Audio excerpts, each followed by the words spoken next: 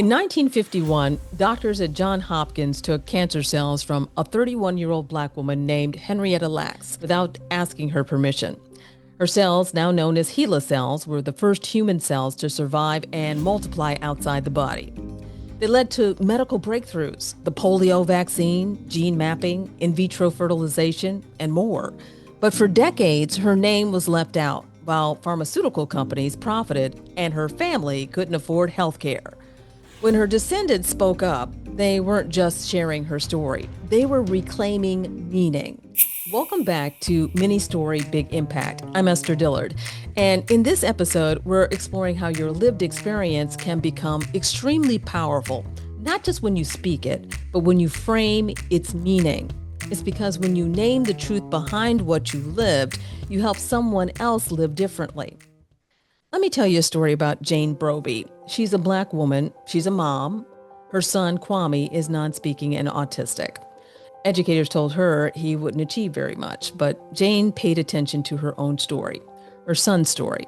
Kwame struggled with communication when reading words or identifying pictures on a flat table. But when those same pictures were placed upright on a fridge, he lit up. She noticed. Jane listened. Someone told her about using spelling to communicate using letterboards, so she tried it, and Kwame took off. She demanded the school retest him, but this time on an upright surface like a computer screen. Today, Kwame is taking college courses and he wants to become a writer because Jane trusted what she saw, and that changed everything.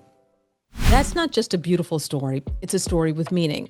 Memory is what happened for you. You probably now remember the story, but Jane's story taught you something. It taught you to trust your gut. Your story is your data, and don't let others define your child's potential.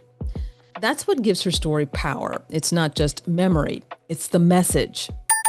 Meaning making is the sacred work. When you give voice to something that you witnessed, you become the author of insight, not just the keeper of the experience. It's not just storytelling, it's resistance.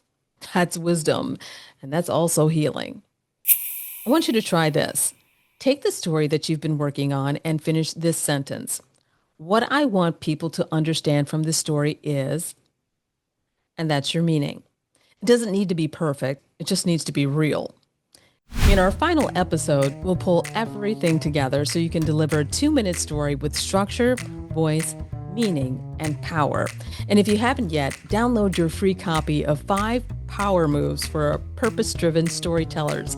It's in the link below. Because your story isn't just what happened, it's what you choose to make of it. And when you shape your memory into meaning, it can make a huge impact.